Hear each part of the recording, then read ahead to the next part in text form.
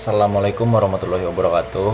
Perkenalkan, nama saya Ridho Ramadan Pratama dengan NIM 122150113. Saya dari Teknik Geologi Angkatan 2022, kelas Paleontologi RGLA. Di sini saya ingin menjawab soal UTS yang telah diberikan oleh Pak Riza, yang mana di soal pertama itu adalah menjelaskan mengenai beberapa istilah-istilah. Pertama itu ada istilah yang kita kenal sebagai hipotype. Hipotype adalah istilah yang digunakan dalam geologi untuk menggambarkan fosil yang ditemukan dalam bentuk yang tidak lengkap atau kurang sempurna. Fosil hipotype mungkin hanya terdiri dari bagian-bagian tertentu saja dari organisme atau mungkin rusak atau terdeformasi. Meskipun demikian, fosil hipotype masih dapat memberikan informasi penting tentang organisme yang telah punah. Selanjutnya ada biokoenoes, adalah istilah yang digunakan dalam geologi untuk menggambarkan komunitas organisme hidup yang berinteraksi satu sama lain dalam suatu lingkungan tertentu. Konsep ini mencakup semua organisme yang hidup bersama dalam suatu lingkungan dan saling mempengaruhi satu sama lain. Biokoenoes dapat mencakup berbagai spesies dan mungkin melibatkan hubungan simbiosis, persaingan, ataupun ketergantungan.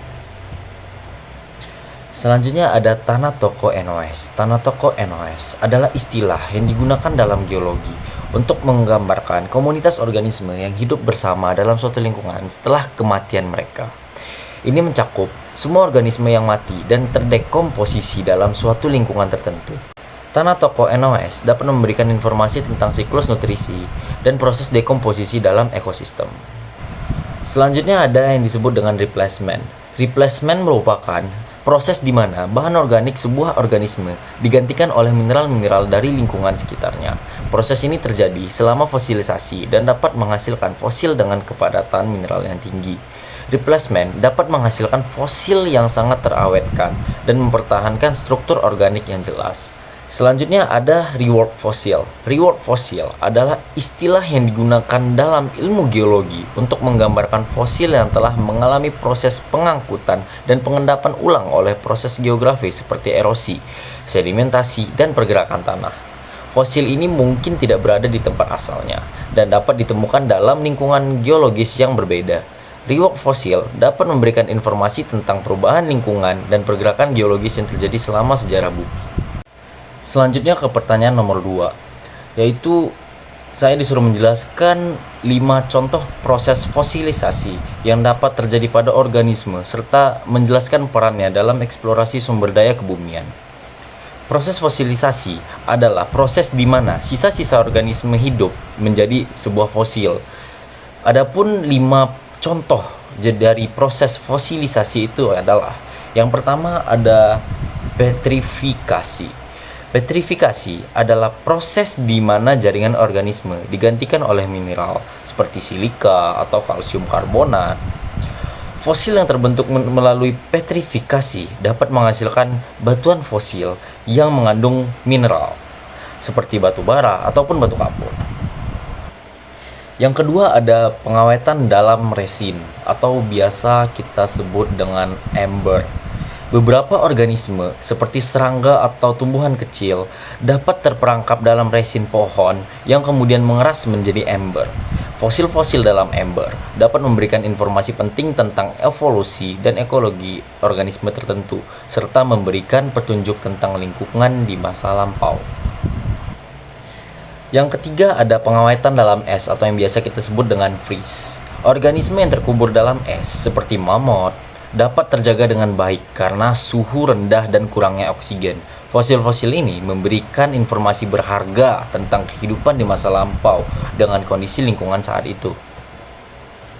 Yang keempat ada pergantian oleh mineral atau biasa kita sebut dengan permineralisasi, yang mana proses ini merupakan proses di mana penggantian oleh mineral terjadi ketika mineral mengisi rongga-rongga atau jaringan organisme yang telah mati.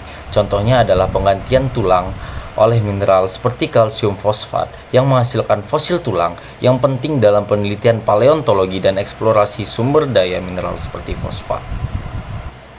Yang kelima ada fosil jejak.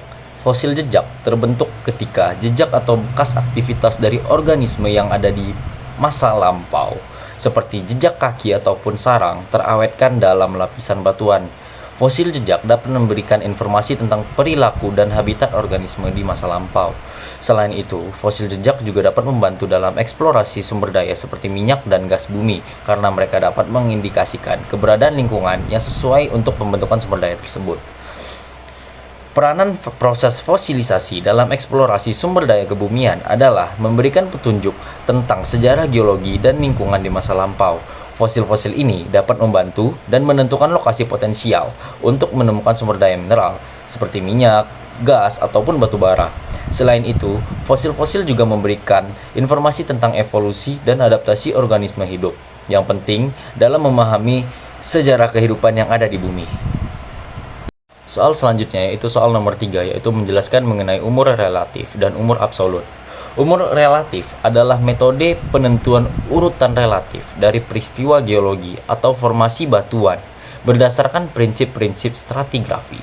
Metode ini mengasumsikan bahwa lapisan batuan yang lebih tua terletak di bagian bawah lapisan yang lebih muda. Dengan menggunakan prinsip-prinsip seperti superposisi, asosiasi fosil, dan hubungan silang, ahli geologi dapat menentukan urutan kronologis dari peristiwa geologi dan formasi batuan.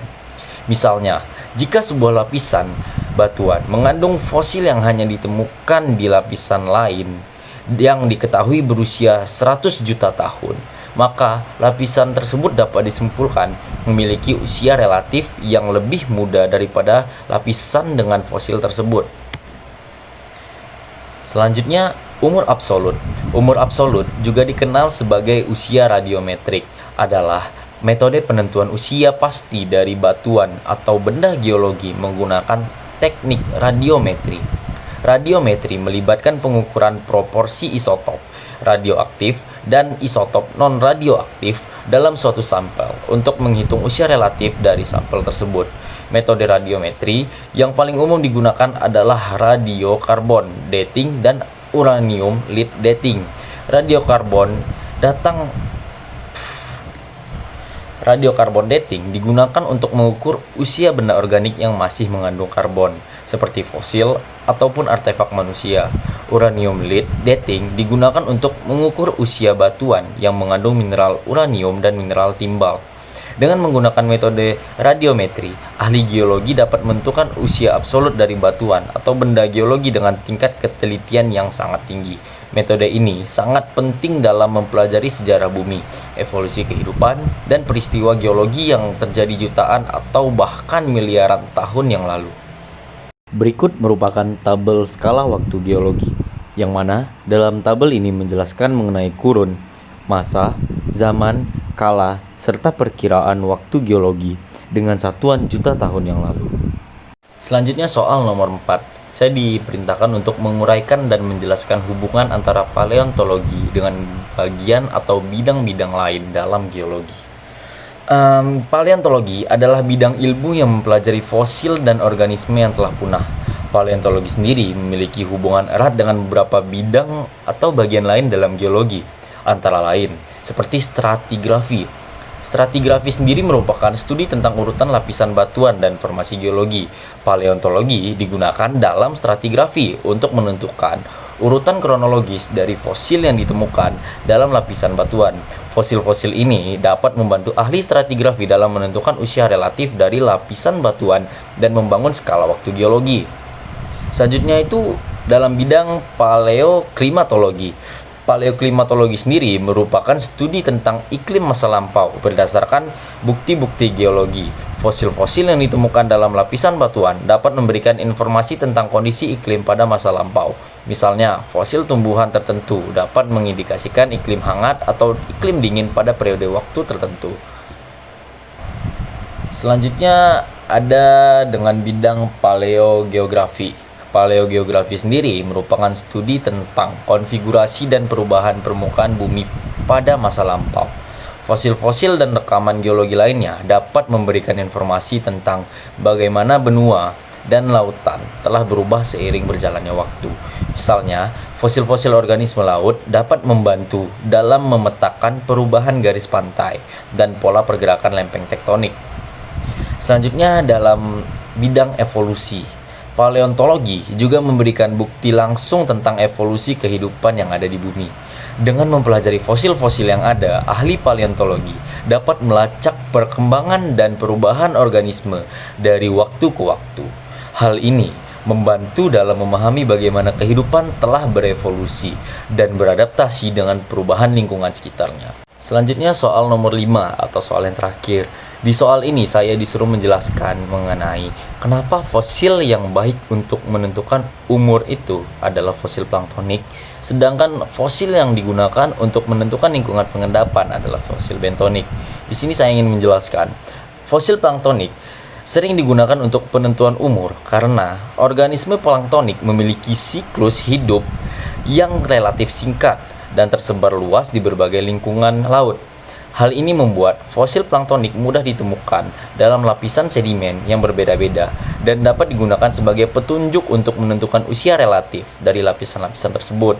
Selain itu, fosil planktonik juga memiliki evolusi yang cepat dan terdokumentasi dengan baik, sehingga dapat digunakan untuk memperkirakan usia secara mutakhir. Sedangkan fosil bentonik lebih sering digunakan untuk mempelajari lingkungan pengendapan. Mengapa? Karena organisme bentonik hidup di dasar laut atau dekat dengan pantai dan cenderung terbatas pada lingkungan yang lebih spesifik. Fosil bentonik dapat memberikan petunjuk tentang kondisi lingkungan seperti suhu air, salinitas, dan keasaman, serta karakteristik sedimen di sekitarnya. Oleh karena itu, fosil bentonik lebih berguna dalam mempelajari perubahan lingkungan pengendapan dan kondisi hidrologi di masa lalu.